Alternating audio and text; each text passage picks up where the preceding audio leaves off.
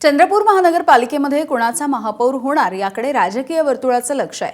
चंद्रपूर महानगरपालिकेमध्ये काँग्रेसनं 30 जागा जिंकल्या आणि त्यांना बहुमताचा आकडा गाठण्यासाठी 4 नगरसेवकांची गरज आहे। तर ठाकरेंच्या शिवसेनेचे 6 आणि काँग्रेसचे 2 बंडखोर हे निवडून आलेत। त्यामुळे सत्तेचं सोपान गाठण्यासाठी त्यांच्यासोबत काँग्रेसची चर्चा देखील सुरू झाली आहे। दुसरीकडे भाजप आणि शिवसेनेला 24 जागा मिळाल्या, त्यांना सत्ता मिळवण्यासाठी 10 जागांची गरज आहे। भाजपचे नेते सुधीर मुनगंटीवार यांनी कोणत्याही पक्षाला बहुमत मिळालेलं नाही, त्यामुळे आम्हालाही महापौर बनवण्याची संधी आहे असं विधान केलंय।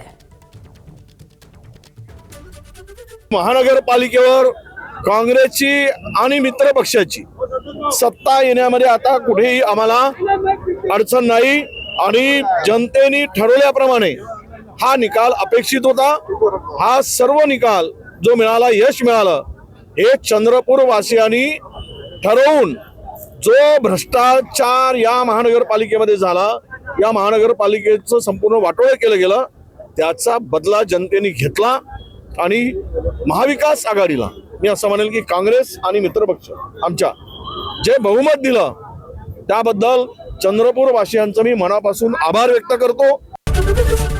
एबीपी माझा, उघडा डोळे बघा नीट।